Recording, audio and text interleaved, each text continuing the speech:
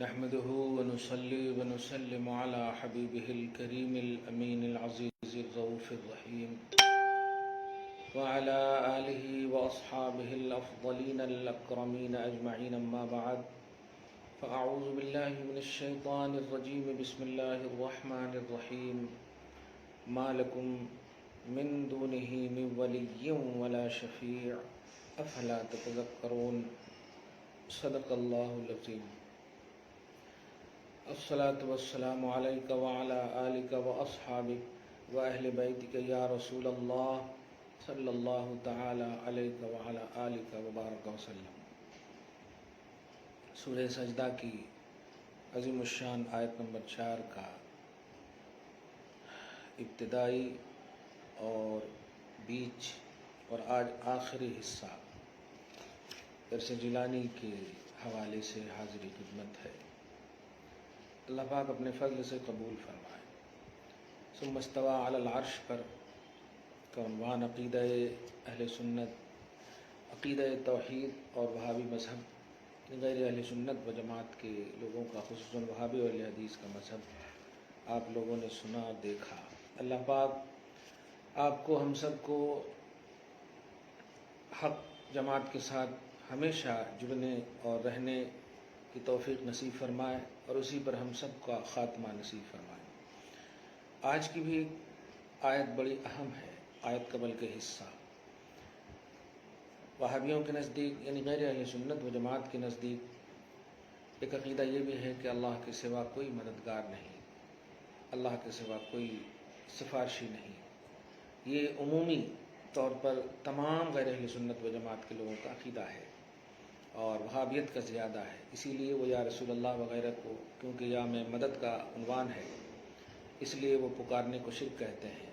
اس سلسلے میں سر فہرست سعودی عرب کے جو زرخرید مولوی ہیں، انڈیا کی سرزمین پر آپ برادر عمران اور فیض سعید کوئی ہے اورنگ آباد کا، اسی طرح ان کے حواری جواری، اور سعودی عرب سے توصیف الرحمان، معراج ربانی، اچھا انڈیا میں کوئی جرجیس انصاری نام کا، یہ سب حضرات خاص طور سے اس کے پرچارک ہیں.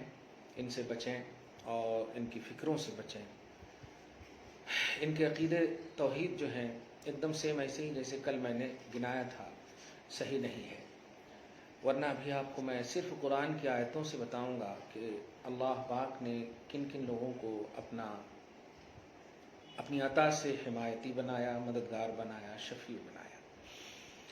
سر فہرست آیت کا ترجمہ پہلے سنیں اور اس کا تقاضا میں آپ کو بتاؤں.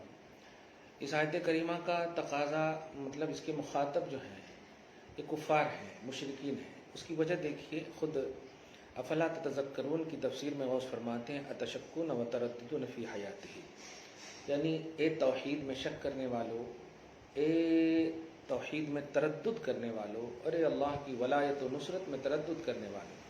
کیا الحمدللہ ثم الحمدللہ کوئی بھی شک کر کے مومن ہو سکتا؟ سنی تو بہت دور کی بات ہے، مومن ہی نہیں ہو سکتا وہ جو اللہ پاک کی توحید میں یا اللہ پاک کے ولی ہونے میں شک کرے، مددگار ہونے میں شک کرے. اس کا مطلب یہ ہوا کہ یہ مشرکین عرب مخاطب ہیں. قرآن پاک میں آپ جا بجا اس قسم کی 2-3 آیتیں میں پڑھ دوں. واتقوا یوما لا تجزی نفس عن نفس شیئا ولا یقبل منها شفاعۃ. یہ ڈرو اس دن سے جس دن ایک جان دوسری جان کا بدلہ نہیں بن پائے گی، یعنی نہیں دے پائے گی، کوئی شفیع نہیں ہوگا، کوئی مطلب ایک دم میرا عمل میرے ساتھ، ان کا عمل ان کے ساتھ. قرآن پاک میں پارہ نمبر 1 میں یہ 2 جگہ ہے یہ آیت کریمہ. اسی طرح اور بھی بہت ساری جیسے اسی قسم کی آیتیں پیش کرتے ہیں کہ ما لکم من دونہ من ولی ولا شفیع، اللہ کے سوا کوئی ولی نہیں، کوئی شفیع نہیں، کوئی مددگار نہیں. تو میں اصل یہاں ذہن دینا یہ چاہ رہا ہوں کہ اس قسم کی اور بھی جتنی بھی آیتیں آئے کہ اللہ کے علاوہ جب مددگار کی، ناصر کی، ولی کی، حمایتی کی، معین کی، یہ سب کی بات آئے تو آپ اس لیول پر ساری جو نگیٹیوٹی ہے ایک انڈیکس میں رکھ کر کے جو ہم پازیٹیو نظریہ دے رہے ہیں، کیونکہ ہم اہل سنت و جماعت الحمدللہ سچے اہل توحید ہیں اور سچے اہل رسالت ہیں. ہم ہی موحدین کی صحیح جماعت ہیں الحمدللہ، ہم ہی توحید پرست ہیں. یہودیوں کی طرح نہیں کہ کچھ آیتوں کو بس مس گائڈ کرنے کے لیے، مس یوز کرنے کے لیے آپ مطلب تؤمنون ببعض الکتاب وتکفرون ببعض، ایسا ہم نہیں عقیدہ رکھتے. اس پر بھی ہم عقیدہ رکھتے ہیں. لیکن میری ایک کتاب الوسیلہ میں آپ نے لفظ من دون اللہ کا ایک عنوان ہی دیا تھا میں نے کہ من دون اللہ سے مراد تفسیر ابن عباس وغیرہ میں آپ دیکھیں گے تو طاغوت یعنی شیاطین، سرکس کو پوجنے والا مومن کیسے ہوگا، شیاطین کو پوجنے والا مومن کیسے ہوگا. اور تو اس طرح سے من دون ہی کی قید نے بتا دیا کہ یہاں ولی کی جو نفی کی جا رہی ہے یا شفیع کی جو نفی کی جا رہی ہے یہ کافروں سے اور مشرکوں سے کی جا رہی ہے کہ ان کا کوئی مددگار اور ان کا کوئی بھی شفیع نہیں ہوگا. یہ ہے اصل مراد. باقی ایمان والوں کے حوالے سے تو آپ کو پہلے قرآن کی چند آیت کریمہ آپ کو بتاؤں. سب سے پہلے جو آیت مجھے یاد آ رہی ہے وہ آیت کریمہ ہے سورہ زخرف کی. ہاں، بڑی اہم آیت کریمہ ہے. یہ دیکھیے سورہ زخرف سورہ نمبر 43 کی. میں قرآن پاک سب سے تفسیر الآیت بالآیت کروں تو آپ کو ذرا صحیح ہوتا ہے. یہ حدیث کی چٹی لا کر کے آپ کو مس یوز کرتے ہیں کہ دیکھو یہ ہے، یہ بخاری میں ہے، یہ مسلم ہے. اس میں آپ دھیان دینے کی ضرورت نہیں. میں ابھی بخاری مسلم تو ابھی کھولوں گا ہی نہیں. پہلے قرآن پاک ہی دیکھیے جو عبارت النص ہے اور عقیدہ اہل سنت کہ اللہ کے محبوب بندے بھی مددگار ہیں، شفیع ہیں، یہاں بھی ہیں وہاں بھی ہیں الحمدللہ، دنیا میں بھی آخرت میں بھی، دارین میں ہے الحمدللہ. چنانچہ آپ دیکھیں سورہ زخرف کی آیت نمبر 67 میں اللہ پاک فرماتا ہے، اور وہ آیت ذہن میں رکھیے گا، کوئی کام نہیں آئے گا جو کہ میرا عمل میرے ساتھ، ان کا عمل ان کے ساتھ. استغفر اللہ. میں نے تو کل بچے سے سنا، پڑھنے والے بچے سے، کہ ایک شخص نے اپنے دادا یا نانا کے حوالے سے ایک جملہ کہا، کیا برسی کرتے جی، کیا ان کا عمل ان کے ساتھ ہے، ہمارا عمل ہمارے ساتھ ہے، انہوں جو کرے ہوں گے ان کو مل رہا ہوگا. مطلب اصال ثواب وغیرہ کے حوالے سے یاد رکھیے. دیکھیے یہ آیت کریمہ سے اب عقیدہ بنائیے. الاخلاء یومئذ بعضهم لبعض عدو، کہ گہرے سے گہرا دوست بھی اس دن دشمن ہو جائے گا، لیکن اسی کے بعد ہے الا المتقین، مگر اگر دوستی تقوی پر ہوگی تو وہ ایک دوسرے کے کام آئیں گے. دیکھا آپ نے آیت نمبر 67، نوٹ کر لیں آپ. آیت نمبر 67 میں اللہ پاک کیا فرماتا کہ متقین ایک دوسرے کے کام آئیں گے، اور ولایت کا معیار ہی تو ہے تقوی. خیر، متقین ایک دوسرے کے کام آئیں گے، اس کا مطلب اولیاء اللہ مددگار ہو سکتے ہیں، دشمن نہیں ہیں. ایک یہ آیت کریمہ. اسی طرح میں آپ کو پڑھ بتاؤں کہ آیت نمبر 188 کو بھی یہاں پر سورہ اعراف کی آیت نمبر 188 کو پیش کرتے ہیں. قل لا املک لنفسی نفعا ولا ضرا الا ما شاء اللہ. فیض و برکات جیلانی، درس جیلانی کی سعادتوں سے آپ کو بتاؤں کہ اس آیت کریمہ میں ہی اس کا جواب ہے کہ حبیب مکرم آپ کہیے کہ میں لا املک لنفسی نفعا ولا ضرا، میں خود کا نفع و نقصان کے اعتبار سے مالک نہیں. اتنا. تب یہاں پر کہتے ہیں کہ دیکھو جب خود کے نبی مالک نہیں تو تمہیں کیا عطا کریں گے. یہ ہے جب خود کے مالک نہیں تو تمہیں کیا عطا کریں گے. مگر اس کو مطلب پڑی ہے اندھے کو شوربے ہی سے کھائیں، بٹیر ہاتھ نہ آئے تو زاغ لے کے چلے. میں بس ایک جملہ کہوں گا کہ اس کے آگے تو پڑھے انسان، اس کے آگے ہی ہے قل لا املک لنفسی نفعا ولا ضرا الا ما شاء اللہ. کہ حبیب مکرم آپ کہیے کہ میں اپنے جان کا نفع نقصان کے اعتبار سے مالک تو نہیں، لیکن اتنا جتنا اللہ چاہے. اب یہ لفظ چاہت مشیت الہی یعنی اللہ کی طرف ہے، یہ اتنا جتنا اللہ چاہے. اب اس میں بھی جماعت والے کہتے ہیں اللہ تعالیٰ نے جتنا چاہا، تو سوال یہ ہے کہ کتنا چاہا. یہ کوانٹیٹی کا علم تو تمہیں نہیں ہے نا. اللہ کی چاہت تو بے انتہا ہے. یہی تو عقیدہ ہے ہمارا کہ اللہ کی ذات صفات لامحدود ہے. تو جب اللہ کی مشیت جو چاہت ہے، جو اس کی صفت ہے، اللہ پاک فرما رہے اللہ ماشاء اللہ، میں جتنا چاہوں میرے حبیب، تب ظاہر ہے حبیب سے بھی زیادہ کسی کو چاہا ہوگا. اس لیے اسی آیت کریمہ میں جواب ہے کہ میں مالک ہوں. یعنی اے امتیو تمہارے اعتبار سے تو اللہ پاک نے کمپلیٹ تمہاری ضرورتوں کو پورا کرنے کے لیے فرمایا. یہ ہے اصل مراد. تو اسی آیت میں اس کا جواب ہے کہ مجھے اللہ تعالیٰ نے چاہا اور مالک بنایا. یہ دیکھیں آپ. خیر، یہ تو دوسری آیت، اس آیت میں پہلے ایکسپلین کر رہا تھا. اب ذرا ایک اور آیت دیکھیے سورہ توبہ کی آیت نمبر 59 میں آپ دیکھیں گے اللہ پاک فرماتا ہے کہ وَلَوْ أَنَّهُمْ مَا آتَاهُمُ اللَّهُ وَرَسُولُهُ مِنْ فَضْلِهِ قَالُوا حَسْبُنَا اللَّهُ سَيُؤْتِينَا اللَّهُ مِنْ فَضْلِهِ. یہ دیکھیے وَلَوْ أَنَّهُمْ رَضُوا مَا آتَاهُمُ اللَّهُ وَرَسُولُهُ وَقَالُوا حَسْبُنَا اللَّهُ سَيُؤْتِينَا اللَّهُ مِنْ فَضْلِهِ وَرَسُولُهُ. اس لفظ پہ غور کیجیے کہ ان قریب اللہ تعالیٰ اپنے فضل سے عطا کرے گا، ورسولہ، اور اس کا رسول بھی عطا کرے گا. اب آپ بتائیے، یعنی فعل ایک ہے اور فاعل دو ہے. اللہ بھی عطا کرے گا اور رسول بھی عطا کریں گے. اب اگر رسول عطا کرنے کی صلاحیت نہیں رکھتے تو پھر بتائیں کیسے عطا کریں گے. اس کا صاف مطلب یہ ہوا کہ اللہ پاک نے مصطفیٰ کو مددگار بنایا ہے، عطا کرنے والا بنایا ہے۔ اسی سورہ توبہ کی آیت نمبر 74 میں آپ دیکھیں اللہ پاک فرماتا ہے ایک دم سیم ویسے ہی مفہوم، اغناہم اللہ ورسولہ من فضلہ، اللہ نے اور اس کے رسول نے اپنے فضل سے، اللہ نے اس کے رسول نے اپنے فضل سے کیا کر دیا؟ انہیں غنی کر دیا۔ ارے عطا کرنا تو ایک وقت کا 2 وقت کا کھانا ایک مطلب یہ کہ پیٹ بھرا ہوا بات ہے، لیکن غنی کرنے کی صلاحیت رکھتے ہیں اللہ تعالیٰ۔ یہاں پر بھی ایک فعل ہے 2 فاعل ہے، اغنا غنی کر دیا، اللہ و رسول، اللہ بھی اور اس کے رسول نے۔ اب آپ غور کر رہے ہیں یہاں پہ اللہ اس کے رسول نے غنی کر دیا، یہی تو ہم عقیدہ رکھتے ہیں کہ اللہ اس کے رسول کا کرم ہے، اللہ اس کے رسول کا فضل ہے، الحمدللہ۔ یہ میں قرآن کے بھی آیت کریمہ پیش کر رہا ہوں، عقیدہ اہل سنت کو سمجھیے، عقیدہ توحید کو سمجھیے، وہابی مذہب کو سمجھیے، اہل حدیث کے نقطہ نظر کو سمجھیے، غیر اہل سنت جماعت کے لوگوں کے نقطہ نظر کو سمجھیے، اور ان سے ہمیں دینی تنفر ہے اور کوئی تنفر نہیں ہے، دینی تنفر ہے الحمدللہ، اور یہ رہے گا جب تک کہ وہ ریئل توحید نہیں امت میں پیش کریں گے، بلکہ خود پہلے موحد نہیں بنیں گے۔ اب ذرا وہ مشہور آیت کریمہ بھی اب ذرا غور کریں، میں نے تین چار آیت کریمہ پیش کر دی ہے، ایک سورہ توبہ کے آیت نمبر 59 اور سورہ توبہ ہی میں آیت نمبر 74، اور پھر یہ کہ سورہ زخرف کے آیت نمبر 67 متقی مدد کریں گے، اسی طرح سورہ الاعراف کے آیت نمبر 188 یہ بھی میں نے پیش کر دی۔ اسی طرح اب ایک اور آیت کریمہ آپ دیکھیں، سورہ نساء کی آیت نمبر 64 میں دیکھیں، آپ دیکھیں میں نے اس آیت کو بعد میں پیش کرنے کی اصل وجہ یہ ہے کہ تاکہ یہ نہ کہہ دیں کہ یہ آیت منسوخ ہے، کیونکہ اس سے پہلے میں نے پیش کر دی ہے، ایک آیت ہی کافی تھا عقیدہ اہل سنت کو ثابت کرنے کے لیے، لیکن کافی تھی، مگر میں ایک اور آیت پیش کر رہا ہوں، 5ویں آیت دیکھیں 64 میں دیکھیے کہ اے حبیب لوگ اگر اپنے اوپر ظلم کر لیں تو یہ نہیں کہا کہ مکہ آئیں یا مدینہ آئیں، آپ کے پاس آئیں، وَلَوْ أَنَّهُمْ ظَلَمُوا أَنفُسَهُمْ جَاءُوكَ، آپ کے پاس آئیں، فَاسْتَغْفِرُ اللَّهَ، اور آپ کے پاس آ کر مجھ سے مغفرت مانگے۔ واہ واہ،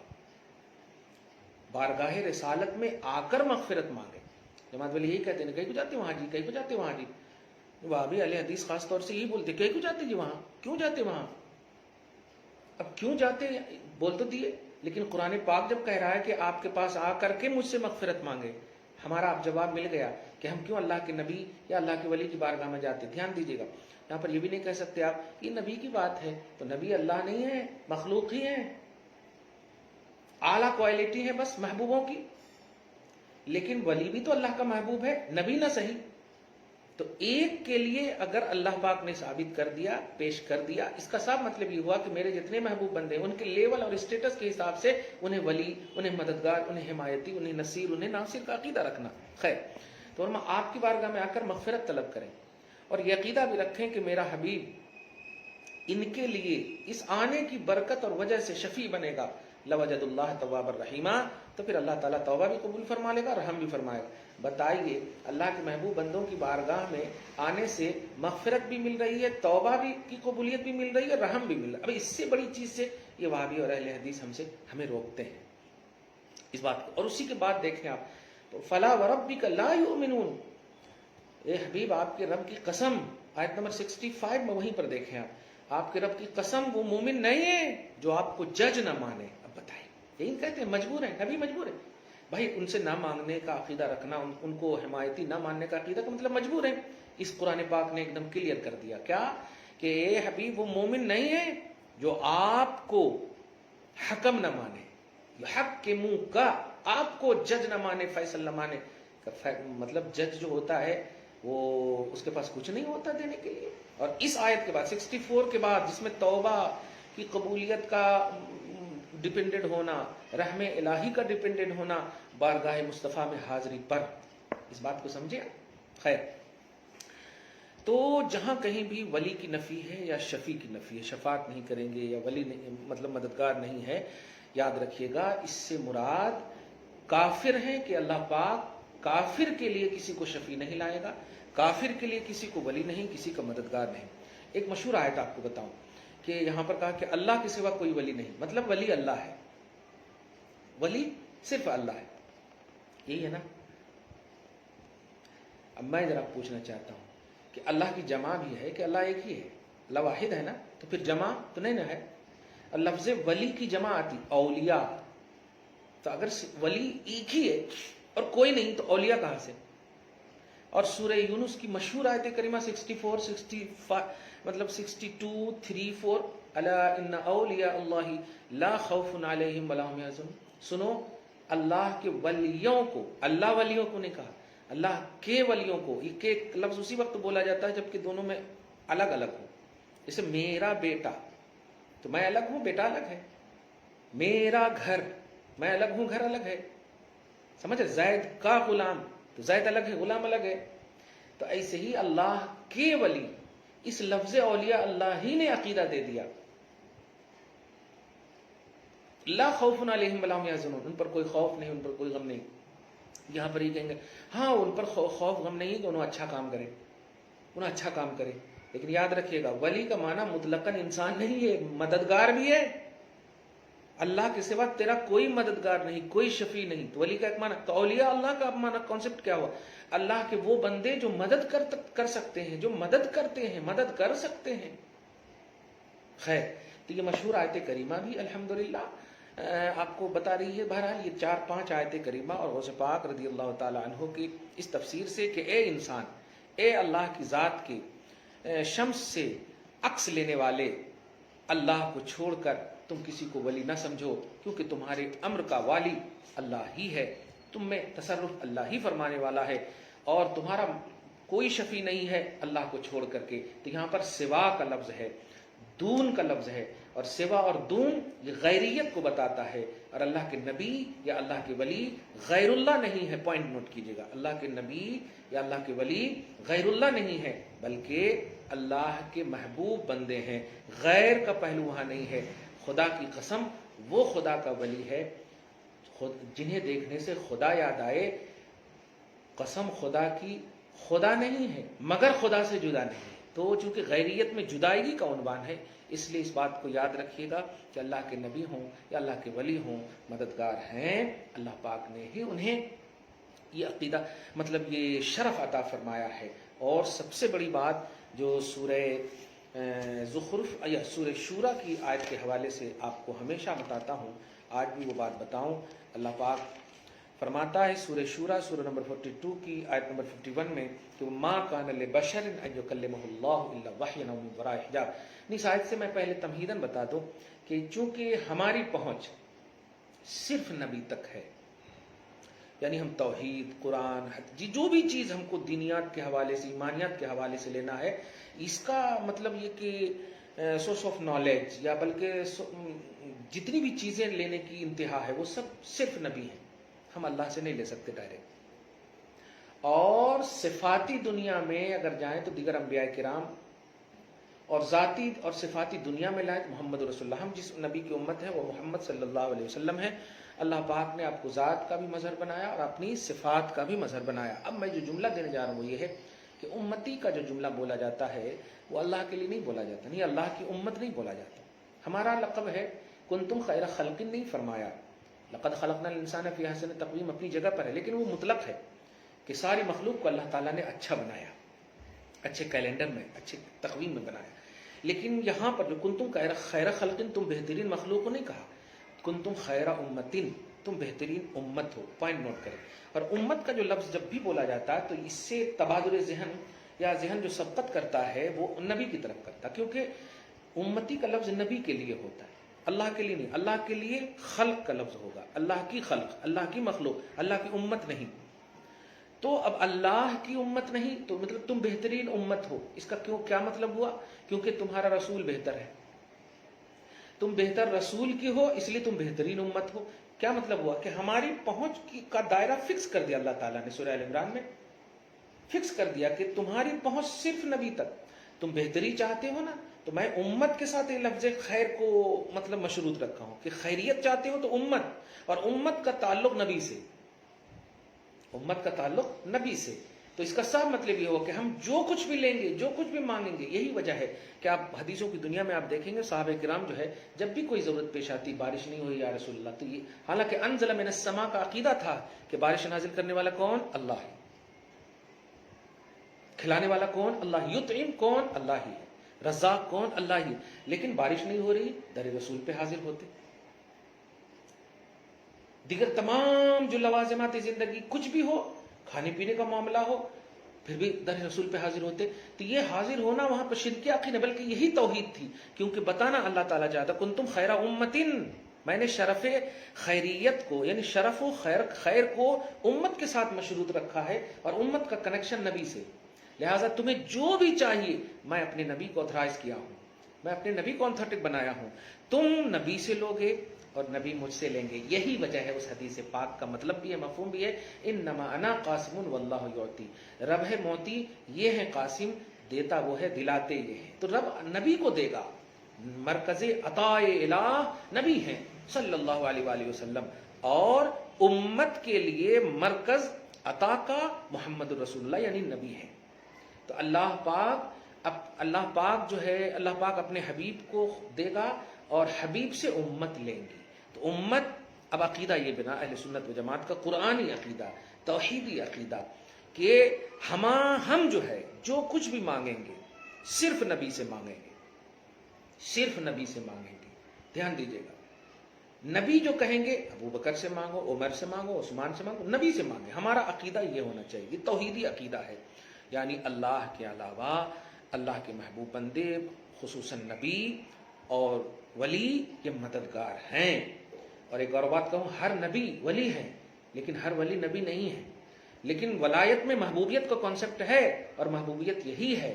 اسی لیے بخاری وغیرہ کے حدیث میں دیکھیں گے کہ اے مالدار ہو، تمہیں جو مالدار دیا میں نے، تمہیں جو رزق دیا میں نے، تمہاری جو مدد ہوتی ہے یہ مدد جو ہے تمہارے بزرگوں کے وسیلے سے ہوتی.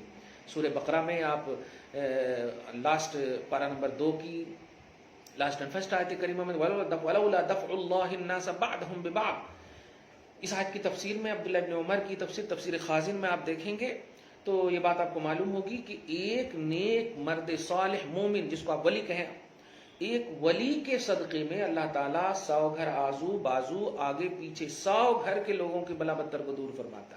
یہ لیول ہے ولیوں کا. اس لیے اللہ کے نبی یا اللہ کے ولی کو ایزی نہ لو اور ایزی نہ سمجھو. یہ وہابیت ہے، یہ اسلامی جماعت اسلامی کا عنوان ہے. اہل سنت و جماعت کا عقیدہ الحمدللہ ثم الحمدللہ یہ ہے کیا؟ از عطا رب، نبی ہے مالک نفع و ضرر. نبی صلی اللہ علیہ وسلم خصوصاً اور آپ کی امت کے اولیاء عموماً اللہ کی عطا سے مددگار ہیں، شفیع ہیں، حمایتی ہیں، ناصر ہیں.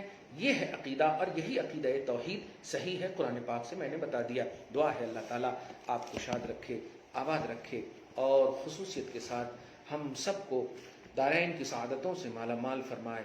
یا اللہ ہم سب پر اپنا فضل خاص ہمیشہ نازل فرما. پروردگار آنے والا عظیم الشان مہینہ تیرے حبیب پاک سے معنون ہے. مولا نبی پاک صلی اللہ علیہ وسلم کے صدق و طفیل میں اور آپ کی امت کے تمام اولیاء کے صدق و طفیل میں، اغواث اقطاب کے صدق و طفیل میں، مولا ہم سب کے والدین کو جو زندہ ہیں انہیں صحت کاملہ عاجلہ نصیب فرما، بیمار ہیں تو شفا عطا فرما، اور جو انتقال کر چکے ہیں انہیں غریق رحمت فرما. یا اللہ جو کوئی بھی دعاؤں کی درخواستیں کی ان کی درخواستوں کو قبول فرما، ہر نیک اور جائز تمنائیں پوری فرما. صلی اللہ تعالی علی خیر خلقہ محمد وآلہ واصحابہ اجمعین برحمتک یا ارحم الراحمین.